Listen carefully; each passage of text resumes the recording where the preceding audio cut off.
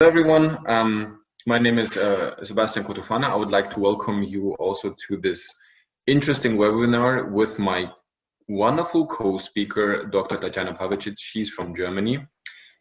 And Tatjana, for you it's Sunday evening, as I suppose, right? Right. Excellent. So for me it's Sunday lunchtime. For me it's noon, because I'm sitting in the US in close proximity to Minneapolis.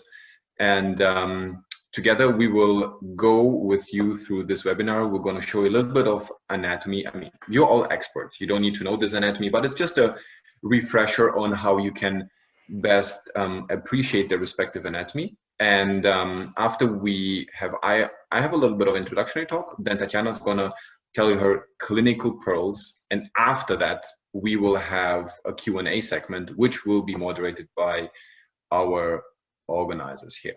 So to start with this, I would like to welcome you. And Tatjana, do you want to address something to the audience as well? Yeah, very warm welcome. Good evening. That's actually rather seldom that I have evening, because between Israel and Munich is just 1 hour time difference. Usually either when I speak for Latin America, it's 4 or 5 hours time difference, Asia the same. I hope you all are doing well. I know you've been in lockdown, so I'm very happy that you join us, and maybe this is also a little bit entertainment and amusement for all of you because you sit at home. And I really hope you will enjoy, and please ask us whatever you wanted to ask us. That's the advantage of virtual world. When you see us at big stages, you maybe can't catch us. Some of you maybe don't even dare to ask questions in front of big audience. Now you can do it anonymously and ask whatever you want. So Basti, the virtual stage is yours. Yeah, well, to be honest, sometimes, yeah, I wouldn't want to go up to you and ask you some questions because I might feel intimidated by you. I totally get that. Okay. So, well, yeah, so I will take it away with basic anatomy. For this, I will share my screen with you. So, perfect. Yeah, so we will talk a little bit about anatomy, which is relevant majorly for the upper facial lines, but also for the other aspects, but majorly upper facial lines in this talk. I mean, I have nothing to disclose because I'm an anatomist, and the anatomy is always the same, and I would like to know which company can influence the anatomy. I mean, a company cannot say, no, the procerus muscle is not there, is somewhere else. Just, no, this doesn't happen. So this is why anatomy is pretty unbiased. This is why I have nothing to disclose. And the information that I'm presenting to you is purely based on anatomy and current evidence-based research. So let's switch a little bit back to the roots, basic anatomy. One of the most important aspects you need to understand, if you look at the eyebrow has no attachment to the bone. This is one of the most important aspects that you need to understand. There is no attachment to the bone. So which means the eyebrow, so this thingy here, is at the muscular balance. And that muscular balance is at the balance between elevators and depressors.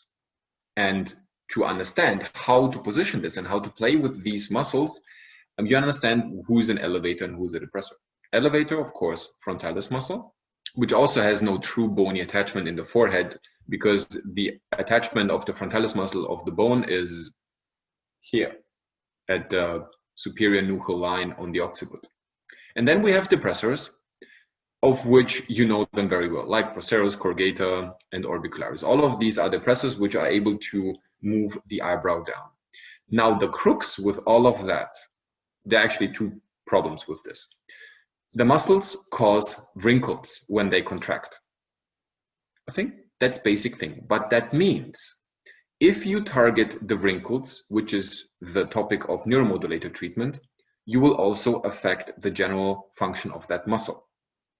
So that means if you target a muscle because you want to take away the wrinkles, you might take away his ability to do his function. For instance, if you target wrinkles on the forehead, you target frontalis muscle. But what you also do is you reduce this muscle's ability to elevate the eyebrow. So therefore, you need to have a balance. You need to find the balance between removing the wrinkles, but still kind of keep everything in place. And you know, one of the adverse events when you treat your forehead is eyebrow ptosis, because that's the function of frontalis muscle. The same thing holds true when you target corrugator or procerus. All of them, they all have the same function, and they all can result in some adverse events. To make things even more complicated, all of the muscles are connected with each other. So if you look at this dissection of mine, it's not as clear where you can see, well, here is one muscle, here's the other muscle, and they're kind of, one muscle stops here, the other muscle stops there. This is not the case because they're all connecting with each other. And where they connect, this is subject to anatomical variation. Unfortunately, you cannot predict that where they connect because everybody's anatomy is different. But you can have some areas where you can appreciate the respective muscles. So this is the area where you can expect to be frontalis muscle. That's the area of orbicularis. That's the area of procerus. Yes, that is only the area of procerus, and I will cover this later in a greater detail. And that's the area of corrugator. So if you look at this, you might identify some pattern. For instance, procerus muscle reaches as far as the line between the canthal regions. Corrugator does not extend higher than the upper margin of your hairy eyebrow. So these are 2 points which need to be respected. You need to know about these areas, right? And if you look into a greater detail, then you can see some vessels, of course, the angular vein and the central forehead vein, but you can see your frontalis muscle, you can see your depressor, your orbicularis, and your procerus muscle. So all of these muscles kind of come together. The basic question, however, is, I showed you already 4 muscles, but where is the 5th musketeer? Where is corrugator supercilii? So corrugator supercilii, you cannot see him here. You cannot see him because corrugator supercilii is deep. So for this, you need to reflect the orbicularis, expose the foramen, and there you have the corrugator. And what does it mean for your clinical practice? It means that you need to add the 3rd dimension to your treatment. And by adding the 3rd dimension to your treatment, it means you need to know if you are in contact with the bone or if you stay more superficial. This is a very important aspect because you can go medially here and stay superficial, you will never hit the corrugator. But if you go medial and you want to hit the corrugator, you need to go deep. The same thing on the lateral aspect. You see how the corrugator from here leaves this plane and becomes more superficial. That means corrugator becomes superficial. If laterally you still want to target the corrugator and you inject deep, what happens is you inject here close to the neurovascular bundle, and then your product travels inside the orbit. So again, you need to know where your muscles are, you need to know that they connect, you need to know their function, and you need to know their 3-dimensional location. And to make things a little bit more complicated is here in the medial aspect, which I already reflected, is the fact that we have the depressor supercilii muscle. The depressor supercilii muscle lies superficial to frontalis, but I will cover that in a bit. So this is here video of the dissection of the supraorbital area. So you have your supraorbital nerve, there you have your supratrochlear nerve, and there you can see your corrugator. You see, corrugator from the bone changes the plane and becomes more superficial. Between them, you have the angular artery, and then look, there is your procerus. You see how deep the procerus originates from the root of the nose. Most of the people, when they target the procerus, they target between the eyebrows. Just no. Here again, corrugator, deep from the bone, and becomes more superficial. And then one muscle that most frequently is forgotten is a muscle that's located inside the orbit that elevates the upper eyelid. That's called levatopalpebris superioris muscle. And that muscle is deep. It's really far deep inside the orbit. The product, when you inject into this area here deep, how can it get and target this muscle? Well, it travels through the supraorbital neurovascular bundle, travels down this pathway, and then into the orbit to reach this muscle here. Now you might say, well, yeah, but your nerves are here and the muscle is here. Well, I had to reflect the eyeball. So if the eyeball would be in a proper position, eyeball would be here and the muscle would be right here in close proximity to this neurovascular bundle canal. So again, you need to understand where these muscles are and what happens to them, right? And again, all of these muscles, they are connecting with each other. So you cannot look isolated at each muscle individually. But to best understand this, you need to understand each muscle individually. And for this, I will just go even into more basic anatomy, because it's really important that you understand this. And you will see that by the beginning of next year, there will be a couple of papers out which will change substantially the way how we treat the glabella and how we treat upper facial lines. At the moment, we're following certain pathways, certain grids, or whatever cooking recipes people come up with. But by next year, we will have a complete different treatment of the glabella and how we assess upper facial lines. And I will tell you why. If you look at the procerus muscle, the procerus originates at the intercanthal line, sometimes even deeper from the bony component of the nasal bone. It does not originate here or whatever, it's very far deep here. So when we understand this, and even if you contract, you can see the major muscle bulk is here, we can understand where the location of procerus is. Higher up here towards the forehead, the procerus fans out and connects with frontalis muscle. They form like a loop. I will call this the medial vertical axis of movement. You will have a paper by the end of this year, it's going to be published in Plastic Reconstructive Surgery. It's going to be a special topic paper about eyebrow positioning. And there you will hear for the first time in written the medial vertical axis of movement. Here in this webinar, for the first time, you will hear it from me personally. So this is location of procerus. What does procerus? Well, he depresses the central component here. This is what he does. He depresses the central component, and you can see even down until the medial canthus. All of this area here is being depressed. And if you look at one of my dissections, you can see some muscles here, like nasalis muscle. You can see a cannula, but you can see this muscle here. You can see this muscle because that's your procerus muscle, and you can see from where it originates. Here you have the canthus, here in this area. And if I draw a line, it's even inferior than the intercanthal line. And here you have the bony component of the nasal bone right here, and there is procerus. If you want to incorporate the procerus muscle into any of the other treatments, you need to be aware that the dorsal nasal artery, which we have here, travels in close proximity to its bony origin. So again, procerus muscle is further down up here in this location here. So this is one of the important aspects that you need to understand. However, if you don't believe in dissections, you can also look at CT scans, and there you can see your procerus. Again, procerus is deep and originates from the root of the nose. Another muscle that is also important is the corrugator supercilium muscle. I do not believe in the fact that this muscle has different heads or different origins. It's just one muscle belly originating from the supraciliary arch. The supraciliary arch is a component of the frontal bone, which is located here. The corrugator muscle has an area in the midline which is spare and travels from here laterally. The corrugator muscle is able to depress some parts here. The corrugator muscle is able to move the eyebrow horizontally.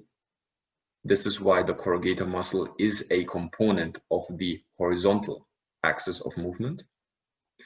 And when you relax the corrugator muscle, the central and the lateral component of your eyebrow will elevate.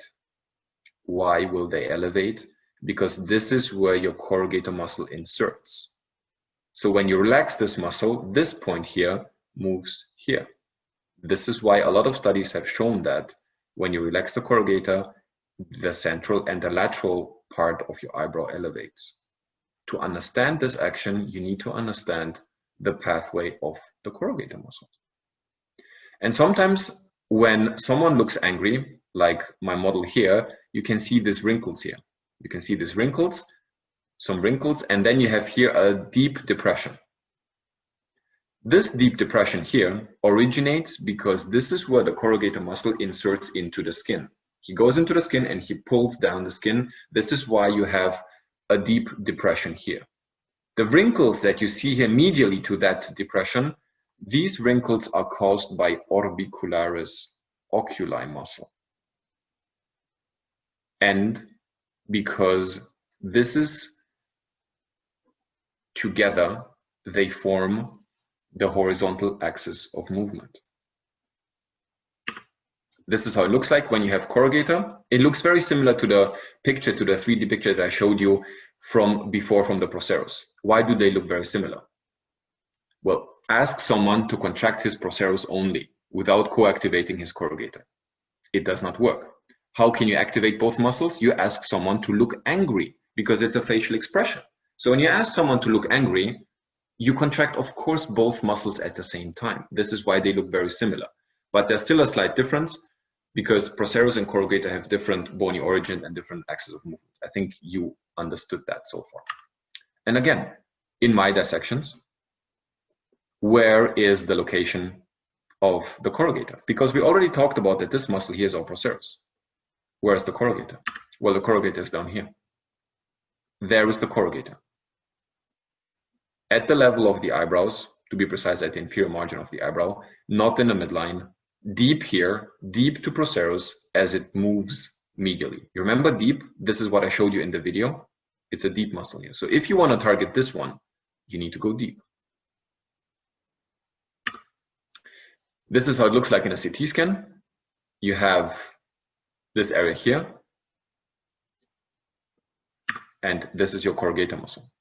This is the corrugator muscle in your projection when you look at CT scans. Again, in the midline, you don't have corrugator muscle. The procerus, you can see a slight shadow here, but this is the origin of your corrugator. It's a very short muscle, finishes kind of at the level of the supraorbital foramen, and it does not extend higher than the hairy eyebrows. If you see someone injecting higher up here, is because either there's a special clinical indication or there's some other things going on, but corrugator and the precise corrugator, the single corrugator effect is not higher than the hairy eyebrow.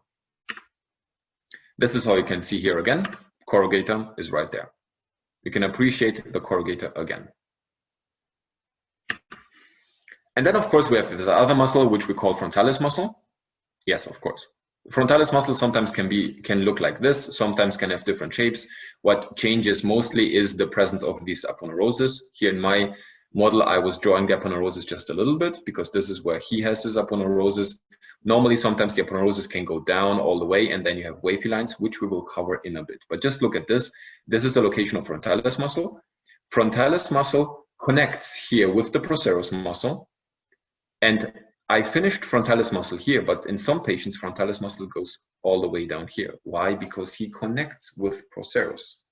So when you target sometimes here in the center, you will hit frontalis only. You just need to be aware of some of these effects. This is how it looks like. And one of the important features that you can see here, frontalis is an eyebrow elevator, but he's also a hairline depressor. And I will cover this clinical phenomenon in the later part of my presentation, because this here is termed the line of convergence, the so-called C line. C has nothing to do with Cotofana, it's convergence, because two movements converge at exactly in the middle of frontalis muscle. And then we have orbicularis oculi.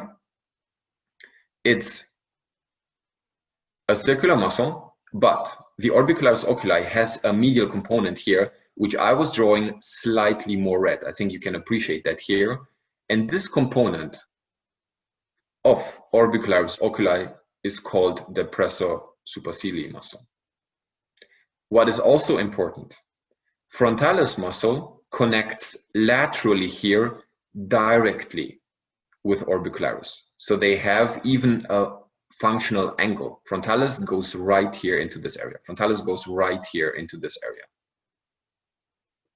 But medially, medial to the midpupillary line, frontalis muscle goes deep to depressor supercilii. So they are not in the same plane. Frontalis muscle goes deep to this component, and this is why some authors think depressor supercilii is a separate muscle. It's not. It's just a part of orbicularis which overlies frontalis muscle. And now we can understand why we have a direct connection with the procerus muscle, because frontalis muscle reaches far down until here, because he's overlaid by this component. And of course, when orbicularis oculi contract, he gives always the folds and wrinkles perpendicular to its muscle contraction.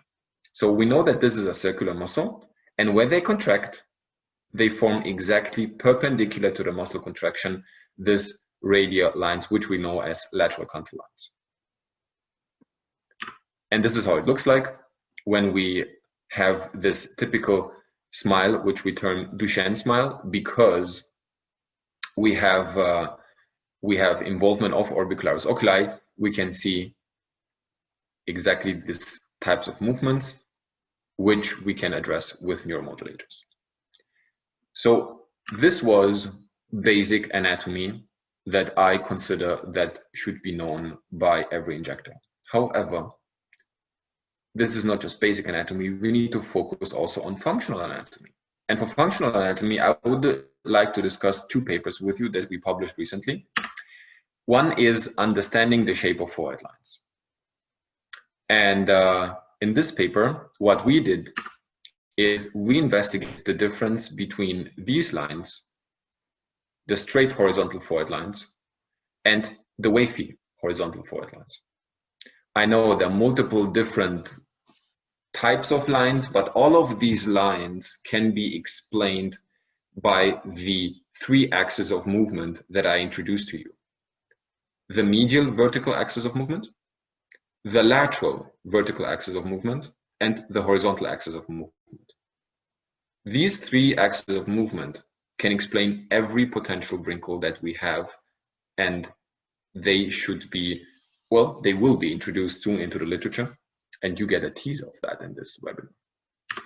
So what we did in the study is we dissected the foreheads, looked at the frontalis muscle, and measured the angle. That means how angulated is the muscle fibers of frontalis muscle. And we found some interesting relationships, because when we have wavy lines, we found to have a more obtuse angle. Same here. We have here a wavy line, and here suddenly we had an aponeurosis. And then we did some stats, and what we found is, especially if you focus on this area here, if you have wavy horizontal forehead lines, the angle of your muscle is increased. That means your muscle points more towards laterally. And that indicates if you follow a very rigid injection scheme, or like a cooking recipe to target your forehead, and Tatjana will show you exactly how to individualize these treatments in her presentation, you will not target the frontalis muscle properly. And I will tell you one example. A couple of years ago, actually it was, I think two or 3 years ago, I got injected into my forehead and with toxins, and the doctor said, oh yeah, I will inject you here, here, here, and here, and here. And I said to the doctor, I have wavy lines. Are you aware of that? Yeah, it doesn't matter. Wavy lines don't matter. Okay. The doctor injected me. After 1 week, I looked into the mirror and I tried to elevate my eyebrow. And what happened? Bing! I had a Spock eyebrow. I was not happy about it. Despite I told the doctor, hey, I have wavy lines. And what the doctor did, he targeted my central frontalis muscle, but he did not target my lateral frontalis muscle because he did not know that there was a muscle. But he could have known if he would have looked at my forehead lines and saw that I have wavy lines. If I have wavy lines, my muscle is more laterally. But you as doctors, you need to know that. Otherwise, you make especially male patients, very unhappy. Apart from the fact that sometimes, even if you have already an arched eyebrow in females, you make them look very not natural. And this is the last thing that we want to have in today's injection schemes. The other second paper that I would like to present to you in terms of functional anatomy is we expanded our research from cadaveric research. We expanded it into skin vector displacement, which means we made it clinically applicable. We looked at really the movement of skin in patients. So if you look at these patients, they move the forehead and you can see that you have some certain angles of movement. These vectors, they track the skin, and this is skin vector displacement. And what you can do with that, you can look at static pictures and then you can measure the angle of the skin movement. For instance, in this patient, he had just 9 degrees or 6 degrees, he had here 21 or 22. So you have different angles, and we try to correlate this with the shape of the forehead lines. We just try to confirm our own study. And of course, if we have wavy lines, the motion angle of skin, not the muscle, because there were patients, we did not dissect them, the motion angle of skin was increased, statistically significant if you compare straight versus wavy, if you compare male versus female. So that means it's really like this, it confirmed it. And then I would like to continue with the functional anatomy because we even expanded more our investigations on the frontalis muscle. The line of convergence. The line that I mentioned before to you was published this year in May in Plastic Reconstructive Surgery. Tatjana is also a co-author on this paper. And if you look at this one here, this patient can elevate the eyebrows, but look what happened to his hairline. Well, he has no hair, but just imagine, it goes down. And it results in an area which does not move. It results in an area where the two movements converge. And it results in a line across the forehead where two movements converge. And this line is called the line of convergence. And this line of convergence is very important for you clinically. You need to be aware of this line, because if you inject below that line and you will inject into the eyebrow elevation segment of frontalis muscle, your eyebrows will go down. If you inject at the line or above, nothing will happen to your eyebrows because it's just a different type of movement that your frontalis muscle has.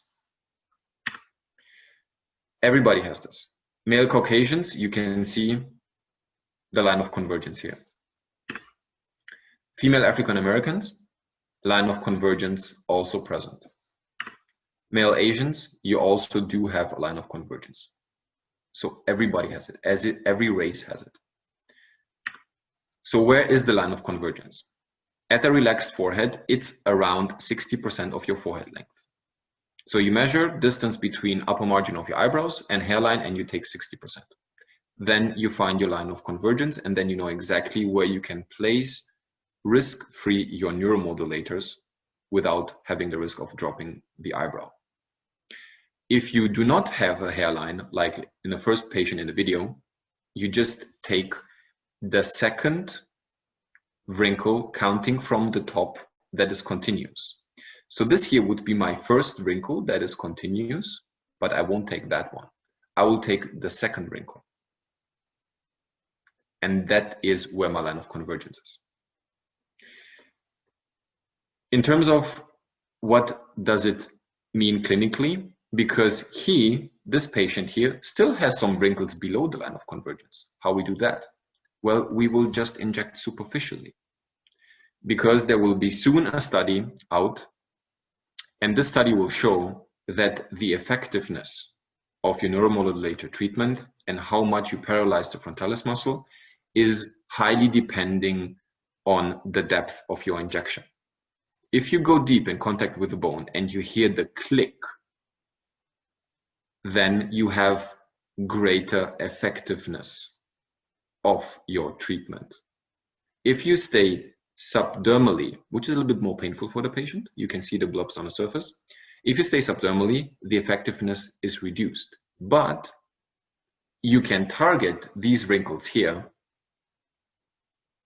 but with a reduced effectiveness, and the effectiveness is crucial.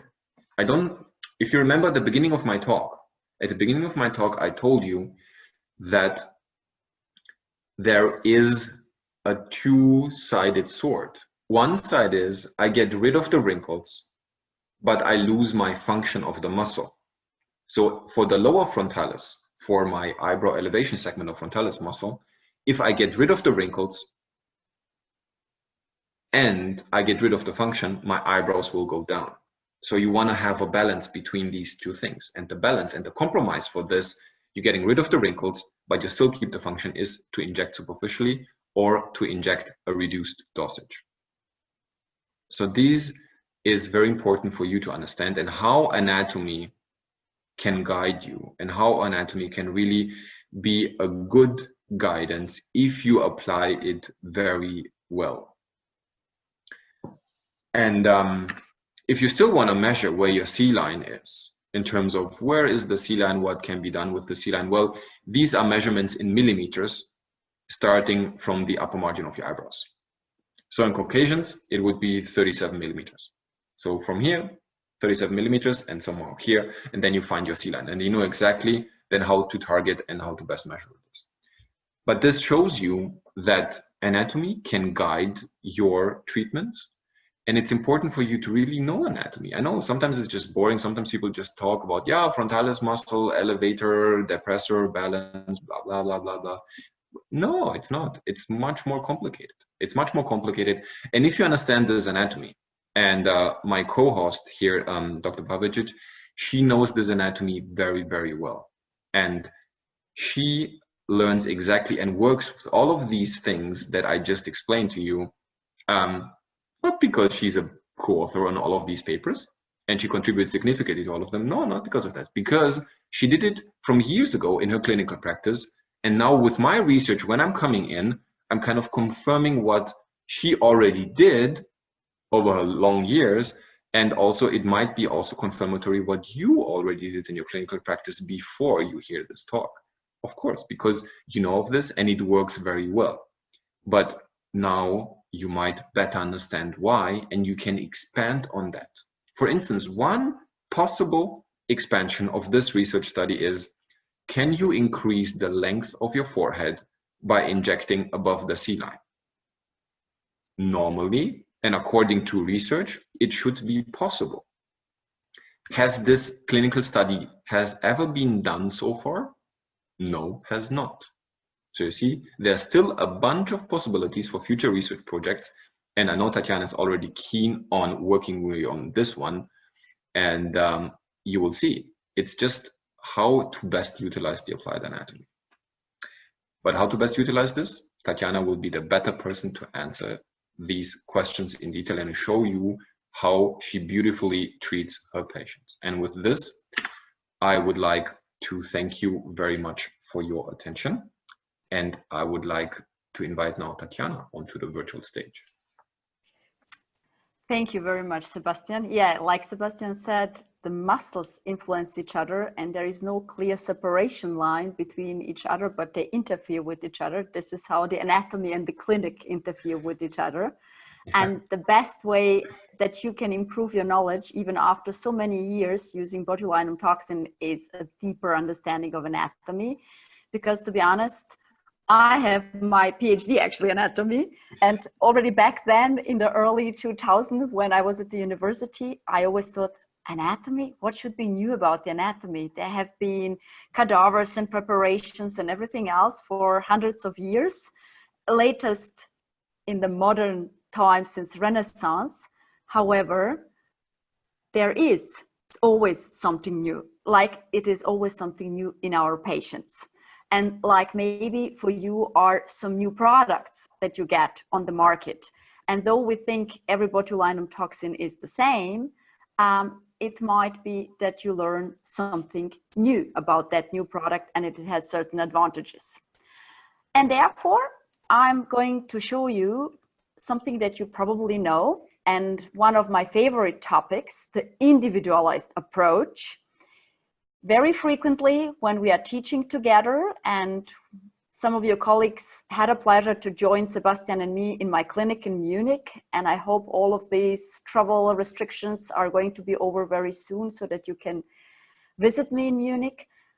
I always say, in my clinic and my clinical practice, nothing is standardized. And this is the only thing that is standardized.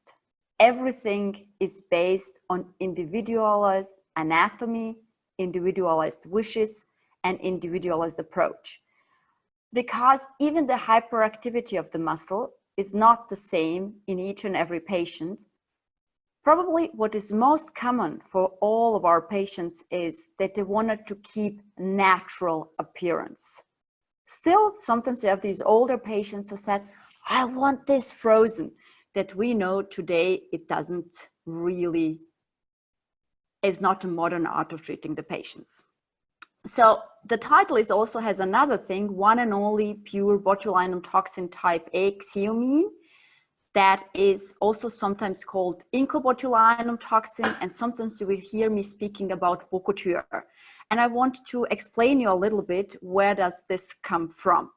So when I speak about approved botulinum toxin type A products in European Union, that is Germany is a part of it, we have actually 3 products on the market, but there are 6 different names because the regulatories demand different names for therapeutic indications and different names for aesthetic indications. So XEOMIN in Germany would be for neurologists or ENT doctors or something like that. And it is approved since 2005 in Germany. Bokutur, at the beginning we had 50 units from 2009, and now we have 100 units since 2016, is approved for aesthetic treatments. And I will explain you a little bit where 50 and 100 units are coming from. And of course, we have the others, Botox Vistabel, Dysport, and Azalure there as well. However, I can tell you, and you can ask me any questions about that, I was using XEOMIN since 2005, 2006. So now actually for 15 years, but I have, of course, experience with all the other botulinum toxin products, and I can also share this with you as well. Why the change between 50 and 100 units, or why both are approved? Because Bokutur was the first botulinum toxin in European Union that has been approved for the combined concomitant treatment of upper facial lines, including glabella lines, horizontal forehead lines, and crow's feet lines. That means the aesthetic and anatomical unit that Sebastian told you. And these are the on-label injection points. You see a typical 5 injection points for the glabella, each 4 units, 3 injection points for the crow's feet with 4 units, and 5 injection points for the frontalis. At least here we see some variation, 2 to 4 units each. That means between 10 and 20 units for the frontalis. So, however, I know that XEOMIN in Israel, at least at the moment, is approved only for the glabella. But for me, glabella, we almost never treat as a single indication in our daily practice.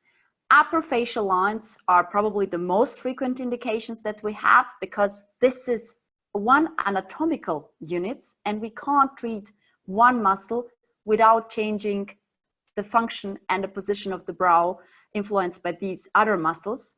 And also, we sometimes treat other off-label indications that we do not cover today, but if you have any questions, please feel free to ask us. As I said, these are on-label. It doesn't matter if you look just the glabella or the upper facial lines in total. Is this your injection practice? Do you always really inject just these only approved points and doses in your practice? I hope you will say no, because I think this has been 15, 20 years ago when we all just have started to inject botulinum toxin. This is what Sebastian has told you. Our aim is not to paralyze the muscles. I don't like the word paralysis in context of use of botulinum toxin A. To my patients, I also always say, this is a muscle relaxance. This is where you find it in a sector in the drug dictionary. And we have to understand the anatomy, because it's not just about blocking the muscles, about treating the wrinkles. It's just about relaxing the entire hyperactive mimic area. And of course, especially for the female, but as you heard from Sebastian's story as well, also about the brow positioning. So when you look now, this is my office manager, Denise. Here is her frontalis movement. And when I ask her to, this is to lift the brows, to frown, and then also to smile, you will see now, in comparison to myself, we look completely different. We have different mimic patterns. So would you treat me, who already has blepharohalosis and also even a little bit of the brow ptosis and much more actually activity of the nasalis muscle, the same way like you would treat my office manager, as I said, who, as you see, already at rest have a visible horizontal line over the nasal bridge, who doesn't have brow ptosis, has completely different pattern of the frontal lines in comparison to me. And I hope again that your answer would be no, I'm not treating this glabella the same way like the other, and also not this frontalis. So what we need, even with the very simple botulinum toxin injections for the glabella and the frontal lines and the crow's feet, is individualized assessment and personalized treatment based on individualized anatomy, on severity, and also, of course, concomitant diagnosis that our patients might have. Though Sebastian didn't mention it now, always think in 5 layers anatomy, even if you're just treating patient with botulinum toxin type A. Because this is what is most important with our patients. They should be happy. They should be satisfied with what we have done for them. And the technique, therefore, always have to follow the clinic and not the other way around. It doesn't matter what is in the label. Yes, of course, when we speak for the companies, but for our patients, they say, what is the label actually? I want you to make me look better and maybe to reduce my wrinkles. I've never had a patient who said, I don't want to smile. They all want to smile. They also want to look like they would wonder. And sometimes they also want to look mad. And as you see on the video, I can't look that mad like on that video because I treated myself 6 weeks ago. So, and when I look now at Denise, and you see, this is what Sebastian said. I tried to stop the video here. And when we look here at the procerus, and here is the line, I just go a little bit back here. This is the horizontal line over the nasal bridge. This is the procerus very well. And you see, I just didn't inject it into the line a little bit slightly here because she has a big vein there.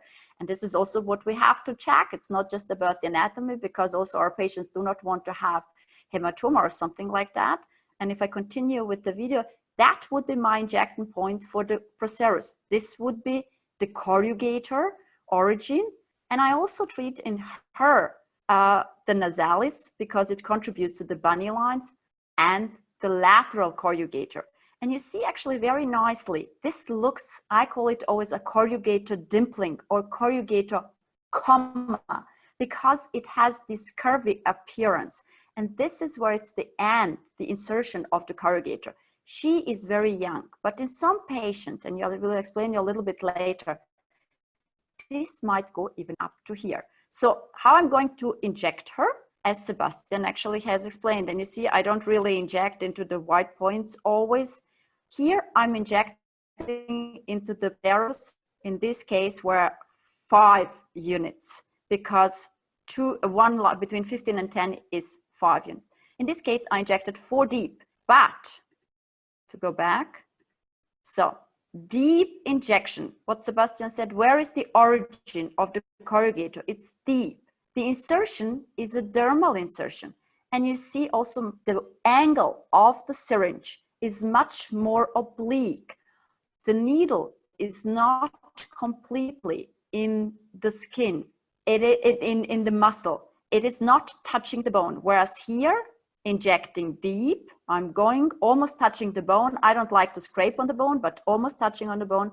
Whereas here, you see, not the entire needle is in the tissue, and I'm injecting much more superficial. Because, of course, here I would never go very deep.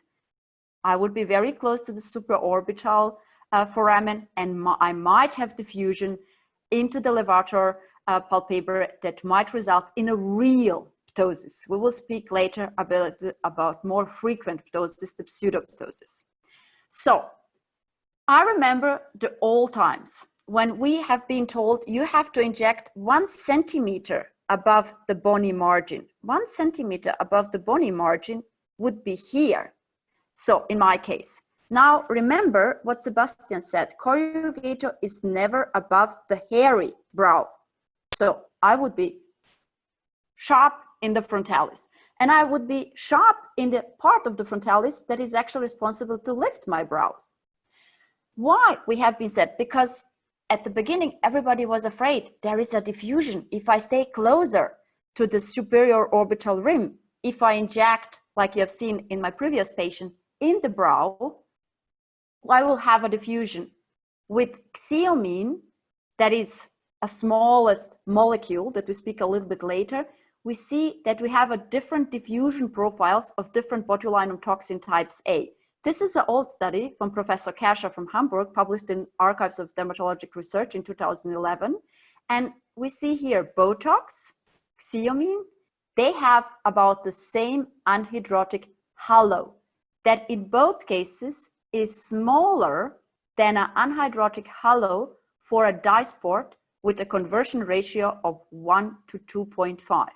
That means with XEOMIN you can stay safely even half centimeter, like I am actually doing, and you've seen in a video before, above the superior orbital margin in order to ensure that you're really treating the corrugator in the origin position and the insertion position. So forget this old rule, 1 centimeter distance from the orbital rim, especially probably in the lateral portion, because you will treat mostly frontalis actually. Also, the technique has to follow the clinics. There are different types of the glabella, and this is also nothing new. This has been published by Ada Trinidad de Almeida, our lovely colleague from Brazil actually, the 5 different types of the glabella. And we see them in our patients. U glabella pattern. It looks like a U, and this would be my insertion points. And you see actually, I don't like these markings because when you inject, you don't inject where these are a visual point. It's 17 units and 19 units. And you see the result 12 weeks later. This is what we want to have. We want to have a little bit more open look, but it also should not be too wide because otherwise they look like the avatars. We want to have lifted brows and not ptotic brows. The so-called V pattern. This patient almost doesn't have hairy eyebrows. So I have to check really more precisely by palpating, by touching, by observing the patient during the talk for hyperkinetic patterns. She has a V pattern. What does that mean? If I would stop at the mid-pupillary line, this patient would still have strong activity of the lateral corrugator, and we would have this deep line here over a time becoming deeper and deeper. And the patients will come after 3 treatment cycles to you and say, I got this new line that I never had before. Yes, it has been there before, but it was not as prominent maybe as it became due to the reactive hyperactivity of the lateral part of the muscle because the medial portions can't work. So-called omega pattern. And you see, this is actually where we treat a frontalis, but it is one aesthetic unit. And if I treat just these 1, 2, 3, 4, 5, 6, 7 points glabella and not treat this here, this patient would not be happy. And is it a male patient? You see just the glabella, 53 units, because male patients have more muscles. Look at how thick these are muscles. And it's not just the glabella, it's also part of the central frontalis. The same for a female patient, but of course, not the same doses. This would be just 4, 4, 4, 4, maybe even 3, and here would be 2, 2, 1, 1. And she already has brow ptosis, especially of the lateral portion, so we have to lift the brow as well. All of this would be off-label. Or another type, opposing glabella patterns. And you see this young patient, here would be the mid-pupillary line. And for many years we have been, don't treat laterally of the mid-pupillary lines, not for the glabella and also not for the frontalis. However, if you don't treat this lateral portion of the corrugator, because he has quite long corrugator. On the other side, to be honest, he didn't have really strong activity of the procerus. So therefore, as you see, I actually didn't inject procerus in him at all. Same for this female patient, and this is 3 months later. There is still no movement actually in this patient. Another just inverted omega glabella patterns where the pressa supercilii is much more active than, for example, procerus in this case, where medial corrugator or the origin of the corrugator is quite active and the lateral insertion is less active. Male patient, again, 30 units or something like that. So now I would like to ask you, have you seen only 5 injection points in any or in all of my?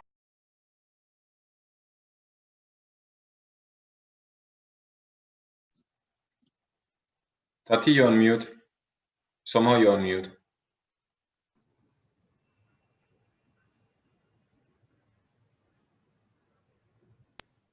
Okay, Yeah, now you're back. Tati on mute.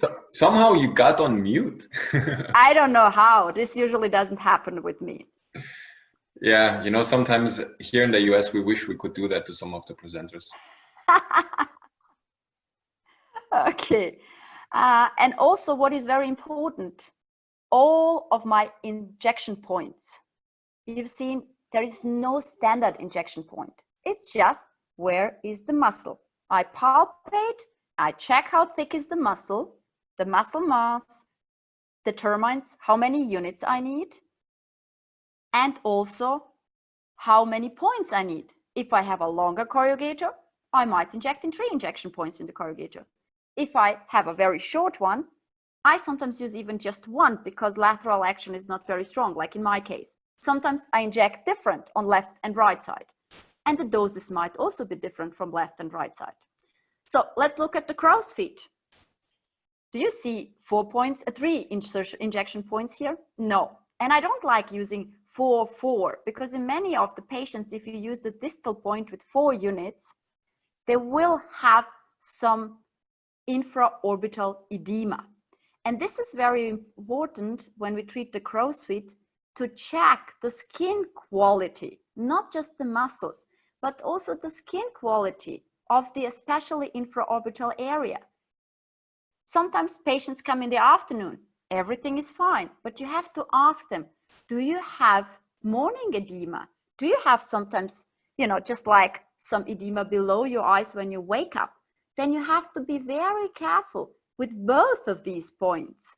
And if you want to do them just very superficially, because as Sebastian said, if you inject superficially, we do not impair so much the function of this muscle, because orbicularis oculi is not only responsible for the smiling wrinkles that are nice and authentic, and we can leave a few of them, but it's also responsible for the lymphatic drainage. So if you impair the lymphatic drainage, what will happen? The lymphatic liquid will accumulate in the infraorbital area, and your patient will come to you and say, look at this here. So if it would be age A, we would inject hyaluronidase, but what do you do with botulinum toxin? There is no antidote. So you can send them to lymphatic drainage or something like that, but better to prevent. And of course, I almost always in female patients inject the superlateral portion of the orbicularis oculi. This little thing, when you ask your patients, can you actually squeeze your eyes and you feel here there is a little movement? This is why you inject for the brow lift, chemical brow lift, superficially, because as you have seen, orbicularis oculi muscle. Very frequently in older patients in particular, we see cheek lines actually that goes far down the cheek. Of course, we do not inject deep here because we would maybe affect the function of the zygomaticus major, and then it will come. And I had a stroke. No, they didn't have a stroke, but it was a wrong muscle for the lifting of the mouth corner is impaired, and therefore it's hanging down. But of course, we need to treat these wrinkles, because if you treat just the wrinkles here and leave these here, that look imbalanced. And everybody will see, oh, they had a toxin here. But this is not how it should be. It should be smooth. So here we use intradermal microinjections. And you see my office manager again. So when I'm injecting crow's feet, I'm always pretty superficial. I do not have to go very deep because the muscle is also not very deep. I look for the veins, and you see here very nicely, this was the dropping of the tail of the eyebrow. And also she has a very strong portion, inferior and lateral inferior portion of the orbicularis oculi. So I ask her always to smile and then inject very superficially, also to address the inferior portion of the orbicularis oculi, and also to get her a big eye. And then I do for the residual, a prolonged crow's feet or cheek lines, some very superficial intradermal injections. This would be 0.3. You see, I'm too lazy to do additional dilution. And if you use 2.5 milliliter reconstitution volume, then you can easily actually do it without additional reconstitution. This is another challenge of the crow's feet, and we can discuss that later, maybe Sebastian, for the anatomy. This would be actually if I inject just my 3 insertion point like here, 4, 4, 2. But what do I do with these lines? And if I do not treat them, the patient will come to me and say, I'm not satisfied, I'm not happy. And there are not a straight lines, these muscles. The muscle is circular, so also our lines would not be like taking a ruler and drawing the line. We have to go circular around that. And then if you don't want to do it in the same session, you can do a touch-up after 2 weeks, after the main part of the muscle has been relaxed for these 2 small lines. If you don't do that, you see what happens in this male patient who had some laxity of the infraorbital skin. The lateral smiling lines have been treated, but look at how deep is this line now, and the patient, of course, is not happy about that.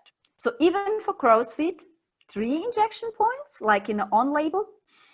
Definitely not. And again, the number of injection points is not the same, the doses is not the same. So let's go to the frontalis, the brow elevator, the magic muscle. I remember many discussions, especially with Patrick Pavicic from E2E group, about frontalis muscles. Are there muscular fibers in the midline? And he would always say, definitely no. Then how far do we go laterally? Do you go laterally of the mid-pupillary line? How far can you go inferiorly? How close can you get to the brow? So when you look at these patients, they all look different. They all have different type and different shape, also different depth of the frontal horizontal lines. I think it's not even good to hold them frontal horizontal lines because they're not really straight horizontal. This one has actually more medially. In this case, probably to stay between the mid-pupillary line would be okay. This one goes actually beyond the temporal crest.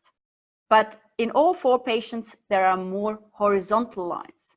When you look at this patient or at myself, these are more wavy lines. There is almost no movement in the midline. So we have a very high inter-individual variability in structural and functional anatomy. And of course, we might also have gender and ethnic differences. This would be the injection pattern for the horizontal lines. And this is for the wavy lines, because why should I inject here in the middle?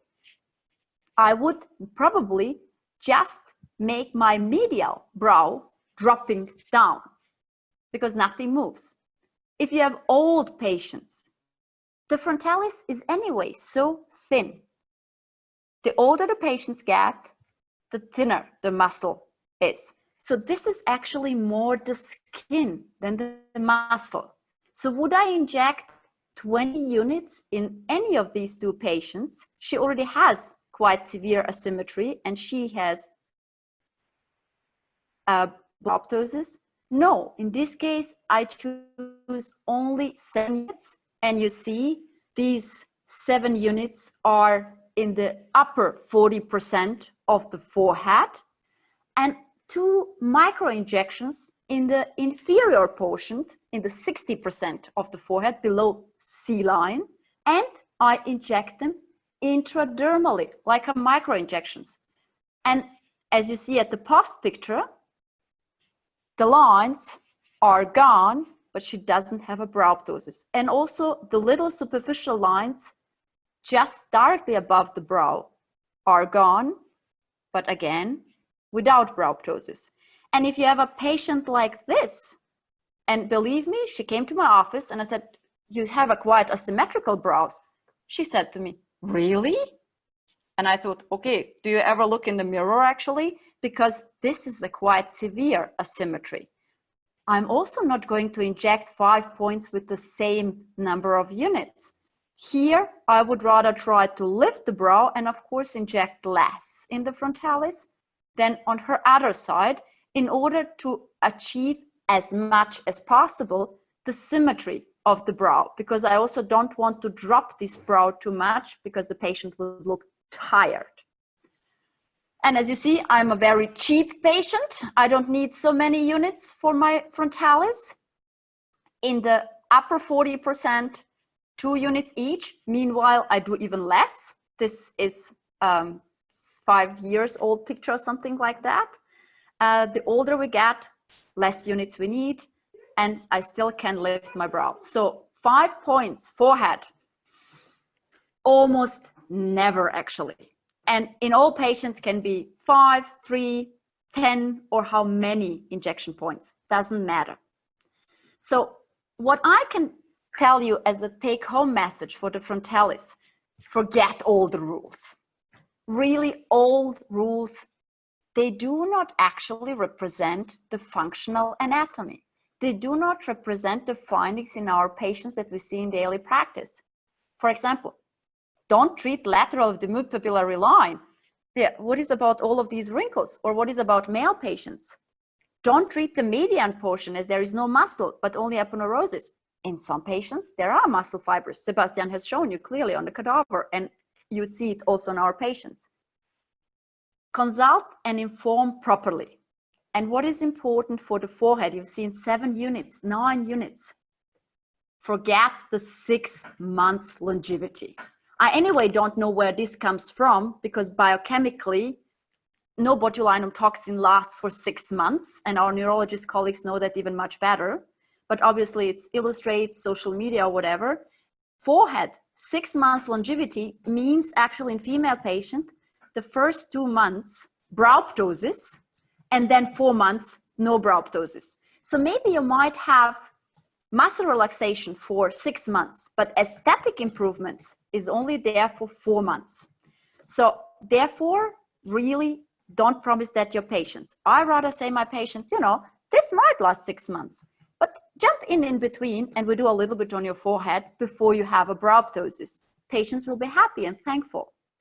Assess each patient exactly and individually.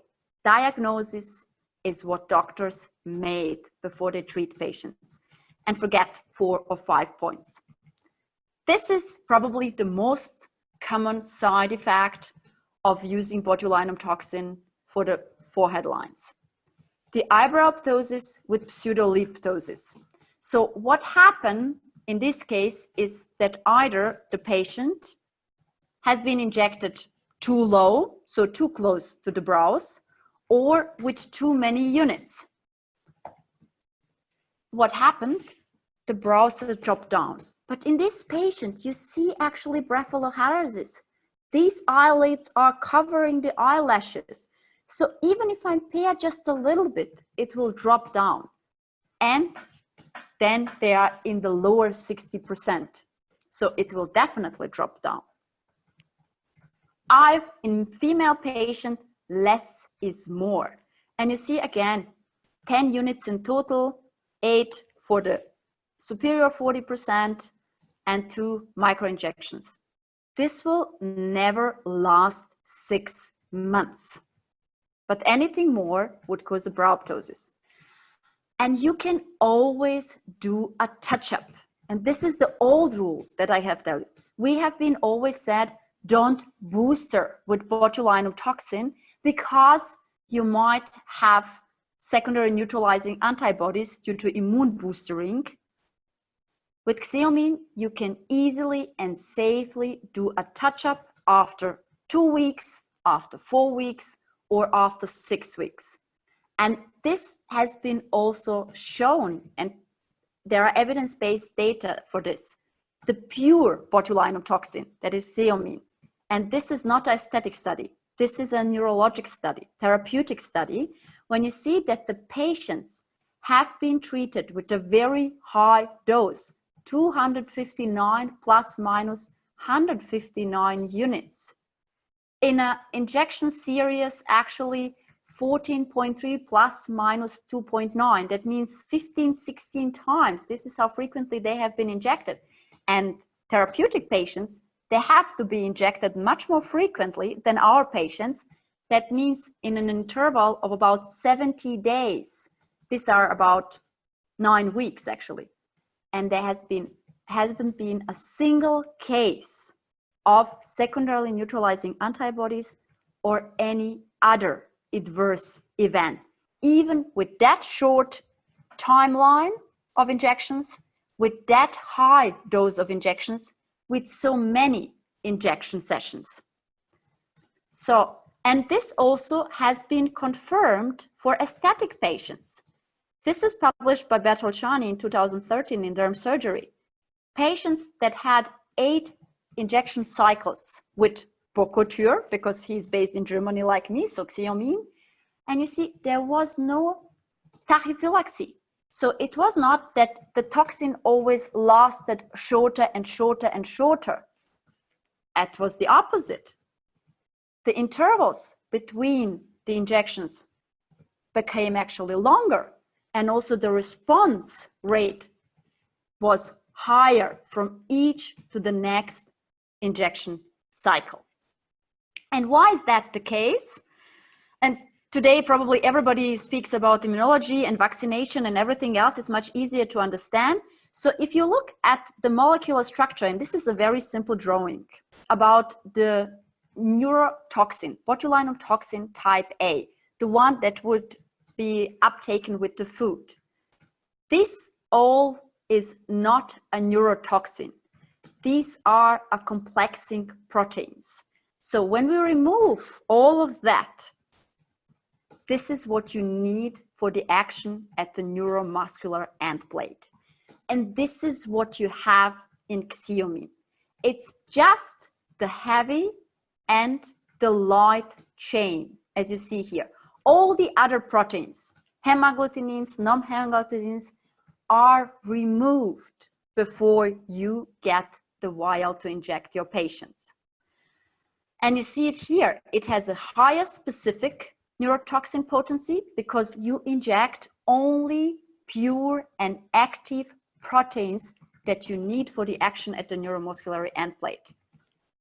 Because we know this might be an issue, because there have been cases reported of secondary neutralizing antibodies after aesthetically treated patients with botulinum toxin.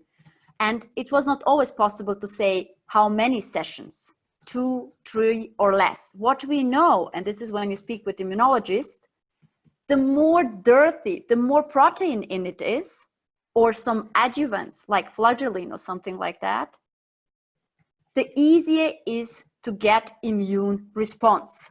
This is what people now do exactly with the vaccines. If the antigen, so if the part of the corona RNA is not potent enough to cause immune reaction and immune response in order to have enough antibodies, we add some little dirties, flagellin or protein aggregates, in order to get immune system to the much higher attention level so that it might also recognize these little antigen that usually would not be that easy to recognize. With XEOMIN, you don't have this risk. And this is especially important because now our patients start very young. It's more about prevention, regeneration, millennials. And if you look in 2010, for example, patients started at the age of 50 to 70, something like that. So they will, over their lifetime period of injection until they are 70, get 2,640 units. But if they start at the age of 35 and are treated over 35 years, that means 15 years more, this is how much more units you get in your treatment life. And that means much, much more protein. And once again, the more foreign protein you inject into your patient, the higher the risk that immune system will recognize it as foreign and cause immune reactions. And this is what Sebastian has shown you. And I just want to show you that this is also in my patient. The second continuous horizontal line, it's about 40 and 60%. We could discuss, is it this line or this line, but actually it doesn't matter. This is my C line. So this is the part that lifts the brow. And this part actually pulls down the hairline. And what Sebastian has told you, our Asian colleagues, for example, that especially in male patients very frequently have a very short forehead, but want to have a longer forehead, and they even therefore do a big augmentation. They would inject very close to the hairline here in order actually to get longer forehead. So I'm marking now a little bit, but I rather want to show you injections. So in the part of the frontalis forehead that is above the C line, we inject deep, even in the lateral part. And you see the entire needle is in the tissue. Zack, going down. You can touch the bone. I don't like to scratch on the bone, and inject deep. These are about 1.5 units up to 2 units in my patient. In this portions here laterally, I'm injecting much more superficial. The needle is oblique in the tissue or just a tiny little drop for the intradermal injection. You will have the effect, but it will not last as long as the deep injections here. And that's why I say 6 months in the forehead. Don't say it to your patients. You can't keep your promise because anatomy doesn't permit this promise. And you see the knees after, this was just after 5 days, how fast we had also the onset of the action. If you have male patients and you want to avoid Spock eye, of course we can inject more in the forehead because, as Alistair Carruthers would say, real men have brow ptosis. That's okay for male patient. Before they have Spock, they rather have a little bit of the brow ptosis. And also very important for male patients, if they have a pretty high hairline, don't forget this here. As bad as Spock eyes look in male patient, also it looks bad if the entire forehead is blocked and they do not have any wrinkles there, but there are 2-3 little wrinkles up there close to the hairline. It looks very unnatural. And men have more muscles, therefore more units. because this happens if you don't inject the lateral portion of the frontalis. This is a Spock eye and it looks horrible. And actually, if this colleague would have assessed exactly and individually this patient, you see actually that the lines are going so far laterally. He already had a Spock before injecting botulinum toxin. So if now, following the old rule, you would stay between the mid-pupillary lines, of course you will increase the Spock appearance, like in this case, and it looks horrible. This is also something that none of our patients want anymore. Frozen look, nothing moves. We want to prevent wrinkles, but we want to keep emotions and some expression in our face, because otherwise this is not aesthetic improvement.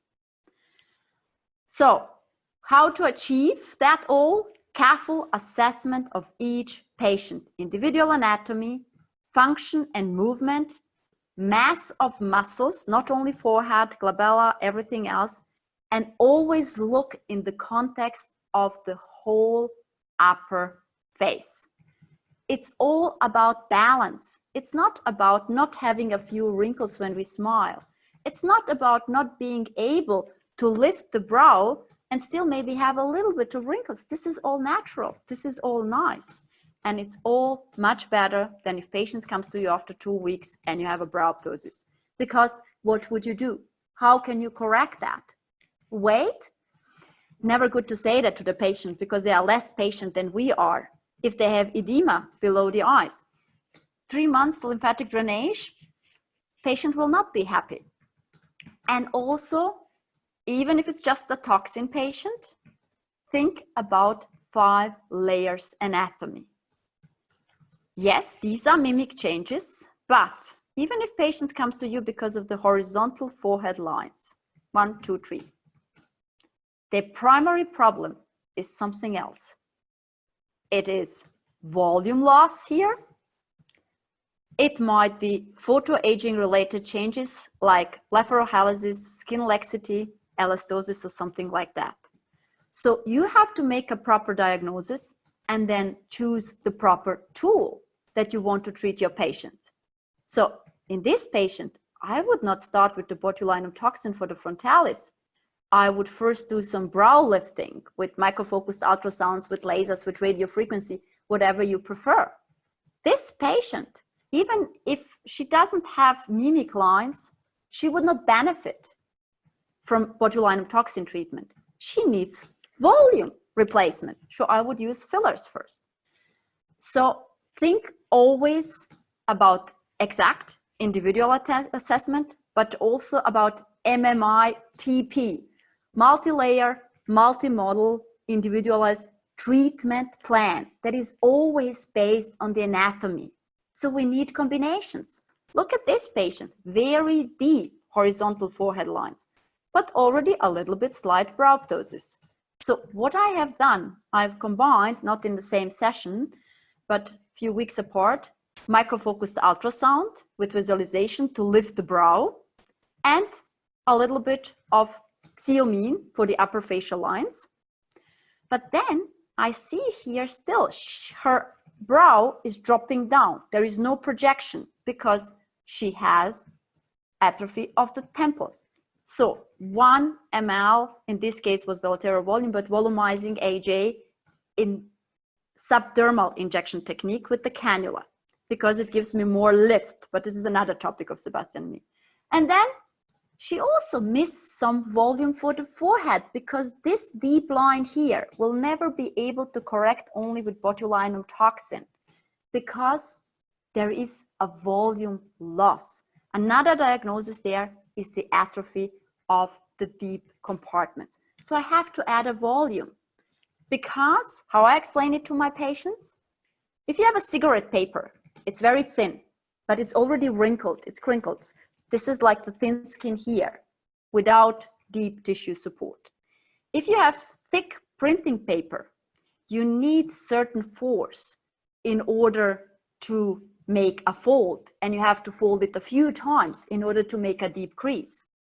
So combine volumizing treatments and muscle relaxation treatment with lifting treatments, even in the younger patients. Then you will have natural look, long-lasting results, and happy patients who will come back to you, because this is what we want.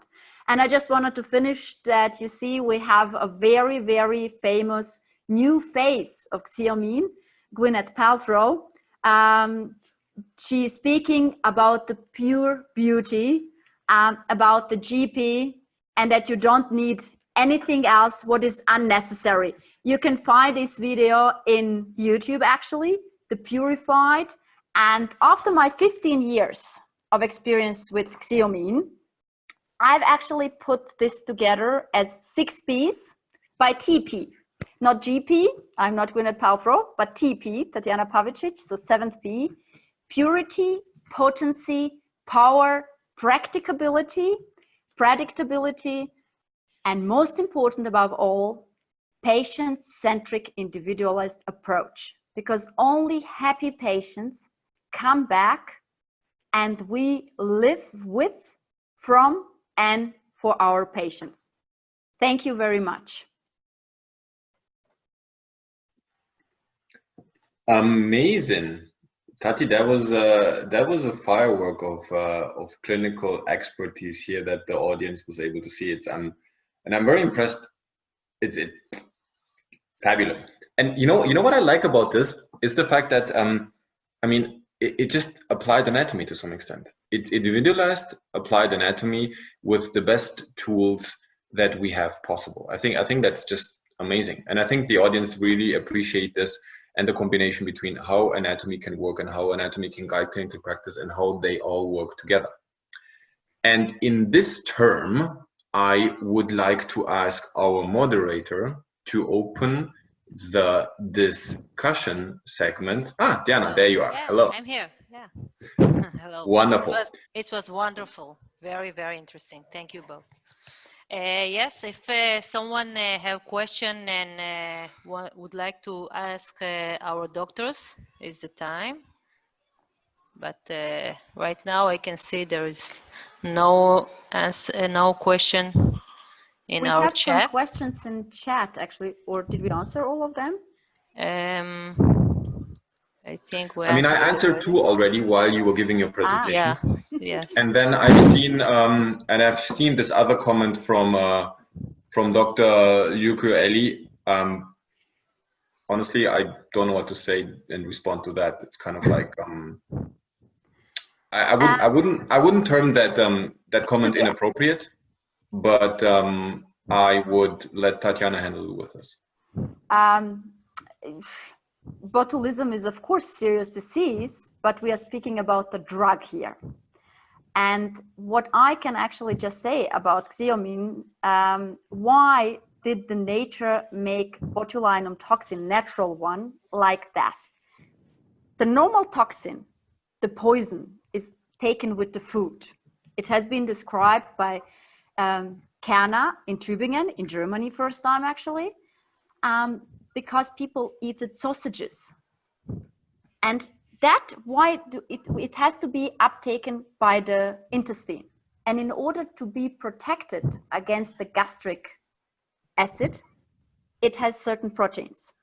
So actually, if you would take XEOMIN and you would eat it, this little white cake in the vial, probably you would not even be able to kill yourself because it's only naked neurotoxin.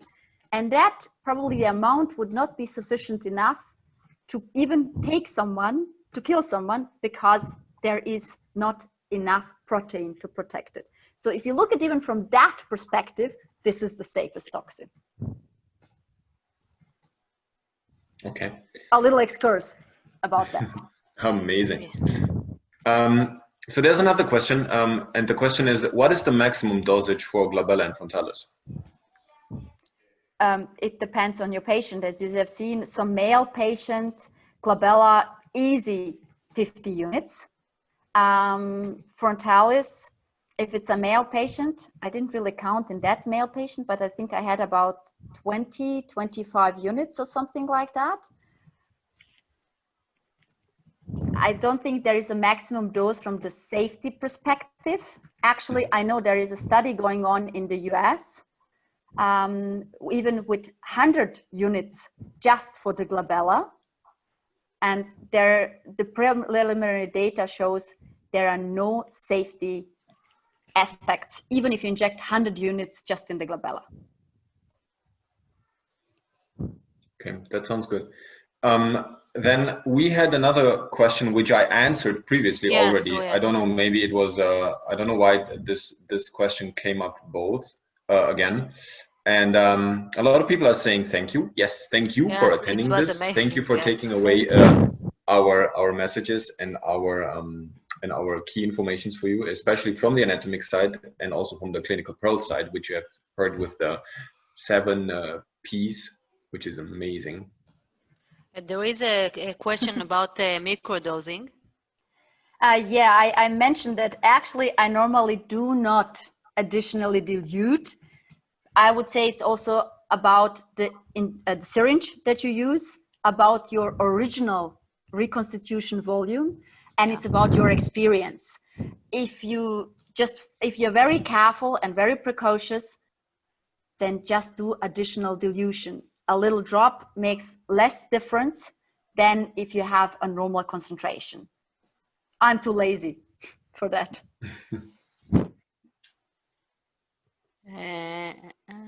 And my standard dilution is 2.5 ml of preserved saline for 100 units. There is another question here from Dr. Avi Abergil. Can you elaborate the volume? I can dilute it 100 unit in 2 and 5 cc and inject 5 cc, or in 5 cc and inject 2 cc. It's the same units but different volume. Do you understand it? Yeah, I did. Of course, volume plays a little bit role, but to be honest, still the doses is the most important factor determining the action. So if you choose 2.5 cc for 100 units or 2 cc for 100 units, it doesn't make any difference. And I know many colleagues who use 2 cc, like for example, Philip Levy in Switzerland. I use 2.5. It's sometimes I use sometimes also 2 if I have other syringes that I use in my patients. There are colleagues who even use 1 cc for 100 units reconstitution. There have been studies now going on to compare this, and they couldn't, at least the preliminary data couldn't find any differences in dosage. However, if you want to use it also for the micro injections, then I would not recommend to take 1 ml reconstitution volume, because then even a drop is too high doses. We have some questions in the Q&A segment, which is not shown here in the chat. The question is it possible to explain another time where you are deep and where you target superficially? I suppose it refers to the forehead, I think. Forehead. So, okay. Sebastian's C line, 40%. I don't have wrinkles there, I'm sorry. So let's say 40% and 60%. So the C line is about 40. If you are above the C line, so here, then you treat deep. You can even go and scratch on the periosteum. That I would not recommend because patients would not appreciate so much, but you inject deep. If you inject these little lines just above the eyebrow, this is where you stay strictly intradermally. And if you're just above, just below the C line, so at 55%, be subcutaneously, so superficially. So in other terms, there would be a gradient from up here and going down. You're going deep, deep, deep, and at some point you bow superficial, and at some point you are almost intradermal. So I think that's the best way to target and the best way to individualize your treatments and respect individual anatomy. Then we have another question. Do you have experience of full face injection, and what is effective and safe dose range? Well, Tati, I know you're an expert in full face treatment, so. Certainly, definitely. To be honest, my favorite topics is rather botulinum toxin in the lower phase, because it's much more tricky and much more challenging, but it's a miracle with little doses. Of course, very frequently I treat patients, everything actually, perioral area, depressor anguli oris, frontalis, platysma at the same time. And that might be in total 150 units or something like that. To be honest, it also depends if the patient can pay for all of that. And with 150, maybe even up to 200 units, I have never seen a single issue. More important is, of course, that you do not inject the platysmal bands too deep, because then you might impair the neck musculature, that you treat the depressor anguli oris properly in the depressor anguli oris and not the depressor labii inferioris. But the dose itself, 100, 200 units, and for the full phase, no problem at all. Okay. The next question is a pretty tricky one. Do you find that you need more units of XEOMIN than of the other neuromodulators for the same effect? I know this question since 2005, as I said. To be honest, I had used all three of toxins when I was at the university, and I also sometimes do it in my practice just to retest everything again. I sometimes need in the same patients more or less units with the same product. When we had our university conferences, we injected patients in workshops and they didn't know what they get. And sometimes I had patients that last year have been injected with Botox, next year with XEOMIN. They said this was better. Some would say this was not that good. Some were being treated with Azalure, that is Dysport, and said, oh, this was not good at all. It didn't last that long.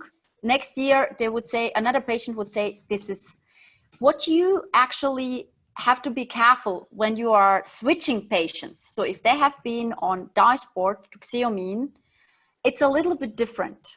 At least this is my experience. This is now just very personal. Dysport sometimes gives you like woof, block effect. I have never seen, and for me, this is very unnatural and I don't like it personally. XEOMIN, actually, the effect gets to the 100% very gradually, very naturally, so that you never have a feeling that you are running against something with your forehead. Sometimes if you tell your patients you're giving a new product, they think, okay, this is new, this must be better. So you set their expectation much higher. That is not. It is 1-to-1. It's a botulinum toxin. If you have been injecting Botox before, XEOMIN will not last longer or shorter. The best way for you to check really how long is something, if you really maybe take patients who are coming for the first time to your office, that are naive patients to you, to your hands at least, because we all inject differently, and then start, then you will see there is no difference. There will always be a patient that at this time it was just 3.5 months, but they have been on a vacation or they have been much more in the gym, so they train their muscles. But this is with every botulinum toxin that I had in my hands. That's very important from clinical experience that this information is being shared. I think because there might be some word out that the effectiveness is differently, but it's just not. Okay. And if we move on, there's another question actually, which asks about the lateral canthal lines. Does it matter how close you inject to the orbit or not? In terms of, are you closer to the orbital rim or more further? To be honest, I actually keep always my finger, but if you do it and do the video, then you don't see what you're doing on the video. I would actually, I stay always, this is really something, is it really 1 centimeter or 9 millimeter or something like that?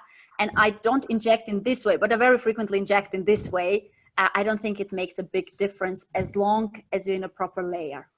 But I, of course, would never go directly to the lateral canthus. No, we don't want to go there, because there might be the possibility that we switch posteriorly and then have the rectus lateralis, and then the patient looks this. Exactly. No, but I mean, I think the most important things for lateral canthal lines is stay superficial and don't inject into the orbit. I think these are two main key messages when treating lateral canthal lines, right? and try to avoid the veins, because the bruises there last pretty long and patients are not really happy about that.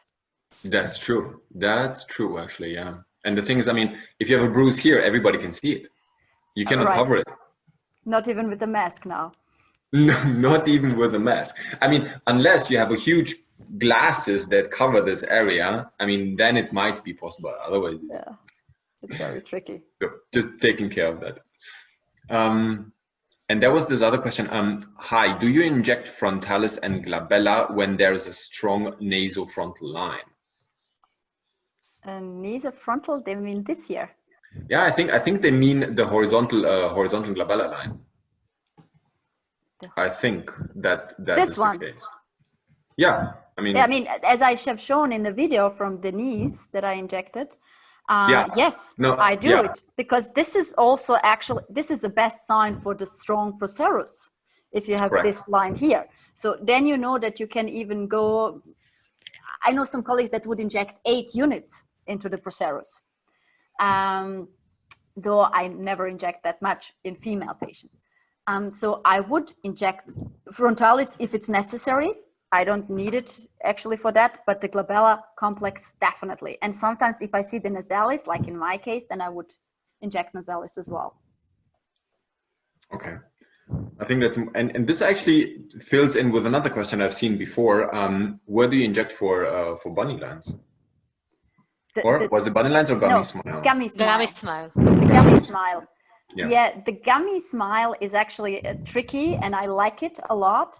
It depends how strong is the gummy smile. If you have just a very weak gummy smile, and maybe a female patient that already have initial perioral line started, that it's enough if you treat the orbicularis oculi just outside of the vermilion, and that would be sufficient enough. But if you have very strong gummy smile, then actually, you have to be very careful. You have to tell your patients that the upper lip will drop a little bit down, that they might look differently when they smile. And then you inject the levator labii superioris in this area here. Whereas for the bunny lines, we inject actually levator labii superioris alequenesi. That means I would go very close to the piriform fossa, by the way, actually, when we would go deep, and inject there for the gummy smile, whereas for the bunny lines, we inject a little bit higher up. That makes sense. I mean, in terms of anatomy, I mean, the levator labii superioris, I mean, he just elevates the lip. So gummy smile is when you elevate the lip too much during smiling. So that's the muscle of action. However, this muscle has 2 fibers, one that goes medial to the nose, that's the alequenasi component, and one that goes straight directly down to the upper lip and fans out slightly to the angle. So you need to just differentiate between them and where you position your toxin, because you don't want to hit the other one. Well, I know some colleagues inject here. I have seen that from anorally, but actually I think this drops sometimes too much. And you much easier have problems probably with speech, because then you might have diffusion into the orbicularis oculi as well, oris as well. Yeah, that's true. That's true. And always think you inject maybe in one point, but even with a very precise diffusion, as I have shown you at some point in my lecture, it will not stay in that little point. It has a certain diffusion around the injection point that you have. So the more proximate the muscles to each other are, like in the lower face, the more precise you have to inject. So I think I will take the next question is, how to inject procerus that has a 2-head anatomy? I do understand the question, and the answer is there is no procerus with 2 heads. It's just 1 head who fans out. And if you target procerus precisely at the location where you should, deep intercanthal line, then you hit both. And even if they're both, I've never seen in my dissections, and I think maybe I have not conducted enough dissections so far to see a 2-headed procerus, but 1 procerus deep down, roof the nose, contact with bone, good. That's it. And there's another question for you, Tati. Do you inject a mix of XEOMIN and hyaluronic acid, for example, for the treatment of fine wrinkles? Do you combine them? No, to be honest, I don't. And because I believe there are two different modes of action and I like to separate them. Doesn't mean that I do not inject at the same time, let's say these accordion lines, what you call. Yes, I do micro injections with botulinum toxin here, and I would inject at the same time superficial or skin, any kind of skin revitalization, like multiple puncture, or I would treat, for example, with Bilateral Soft, the superficial lines directly as a blanching technique. But I don't like to mix it because, to be honest, with AJ, maybe I can pull it out, maybe I can dissolve it with hyaluronidase. If I inject too much of XEOMIN, I'm in trouble. So therefore, I rather keep them separate, but I inject them at the same time. You mean in the same session? Yeah. But not with the same mix? No, I don't mix in one syringe. Yeah, okay. But I don't know how, but I mean, there's an increasing trend of mixing all of these. And I mean, where doctors even mix a lot of these other substances and have a huge cocktail like. Yeah, the issue, the more things you mix and something happens, you don't know where it comes from. You mean that was Bibi? That was Bibi. My son for everybody. Now there's a question is, oh, well, the next question is, where do you inject to lift the tail of the eyebrows? Yeah, that was what actually I show on myself and on Denise and the videos. When I'm injecting, actually, usually I do it when I'm injecting the crow's feet. If I inject crow's feet, if I don't, sometimes I do that as a single point. You ask your patient to squeeze the eyes as much as possible. And then actually what happens, you can feel here in a superolateral orbit part, like really a tension pulling down. The muscle pulls down the skin. And this is exactly the point where you should inject superficially for the lateral brow lift. And if you would have a filler, how would you do it then? It's a little bit, depends a little bit. So if I really want to lift the brow, and I have two techniques actually. One is that you know very well. I would go inject in the hairline from the zygomatic arch and go up and maybe fill at the same time the temples. If I don't have to do the temples, what I have now done a few times actually, I inject, if I want to lift this entire portion of the brow, I have actually started from here and go with my cannula upwards from here. Ooh. And what? That was the most effective. I didn't tell you that yet, but let's discuss that. I would go with the actually temples injection here, or if they really have, you go one up, one down, and on the bone down with the needle. If you do not feel comfortable with this, though this technique in my hands and in my opinion, and I know you as well, we think this is even safer. And you can actually do two things with one insertion point. You can also go with one up, one down, and 0.2, 0.3 go down to the bone in the upper temporal region. I mean, but tell me a little bit more about this one. I'm curious. Which plane are you injecting? Deep. Perfect. Excellent. Then, yeah. I mean, here it's superficial and here is deep. So okay. This is the difference. That makes sense, actually. I like that. I like that. Always find something new when you think about the anatomy. Yeah, that's true. That's true. Do we have any more questions so far? When you want to make an eye open effect, do you inject the lateral canthus of the eye? I think when we inject crow's feet, we already makes the eyes a little bit more open and bigger, but the typical, what is the term, big eye used for it, if you inject the infra or inferior portion of the orbicularis oculi, so below the eye, about, I use it usually 5 millimeter above, below the lid line. But you have to be very careful with these injections. First of all, always check for the positive or negative pinch test. And if the patient have a little bit of laxity and if they have edema, don't do it. It's going to be a disaster. Mm-hmm. So there's another question. When we get a Spock eye,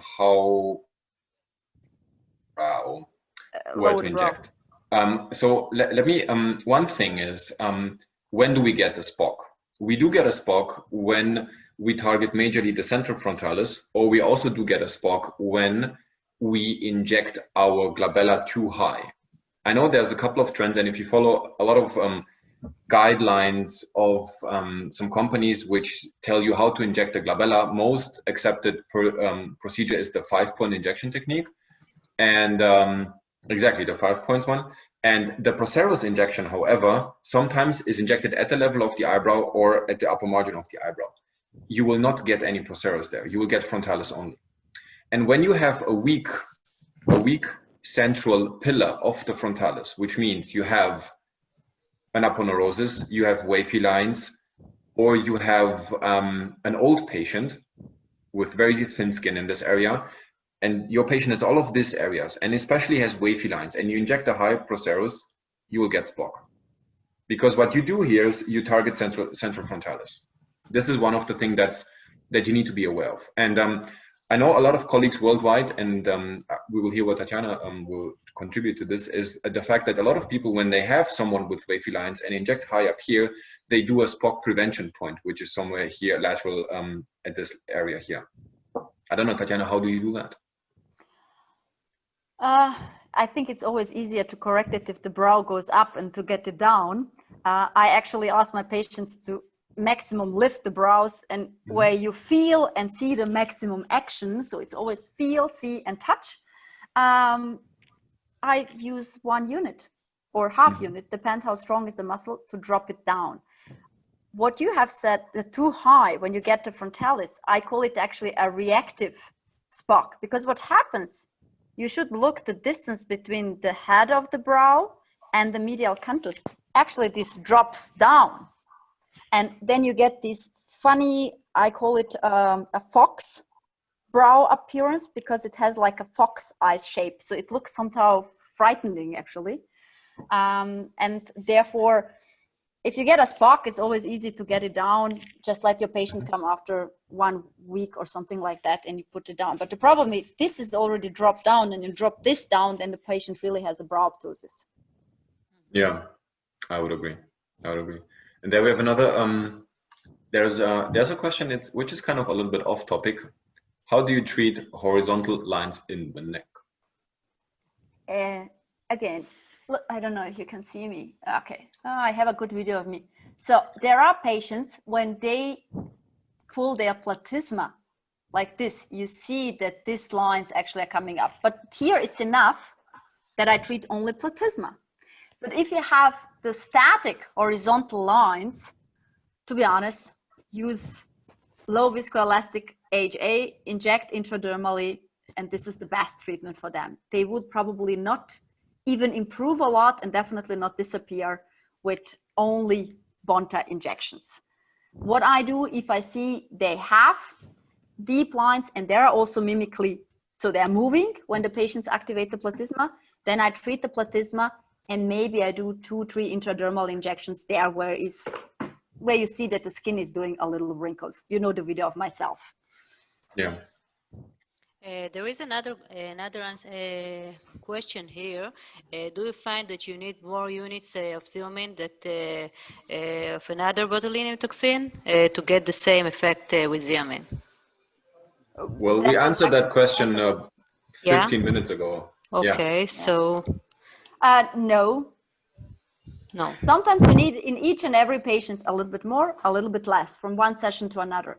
But there are enough head-to-head studies and published prospectively with 20, 25 units in US performed, in Europe performed, that have shown there is no significant difference. Toxins are not the same, and you will never find 2 curves that will have 100% overlying each other. It's not possible. It's not even with electromyography possible to find that. But you do not see significant difference between 3 different toxins on the market. Okay, I think we're done already. No, I mean, Because, there's another question which I would like to address. It's a okay. question of combination with and threads. And this is a very important aspect. Normally, when you think you want to do threads in your patients, you think first if you want to do toxins or if you want to do fillers first. So you do these two treatments, and in this way, you relax the patient. And then after 1 week or 2 weeks, you reassess the patient. Because what threads are doing is you reposition the soft tissues. You can imagine when you pull with threads, then you have a more pull from the muscles against your thread.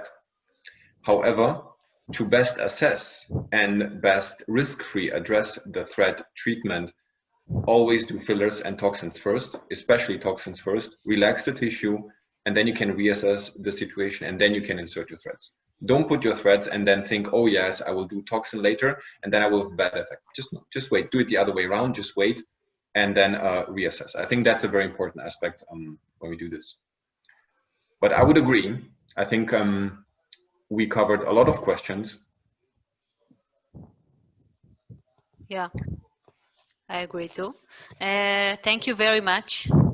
It was very, very interesting, and you answered a lot of questions from all doctors. That and we have, if we'll have some other question after, we'll maybe can forward. And thank you very much.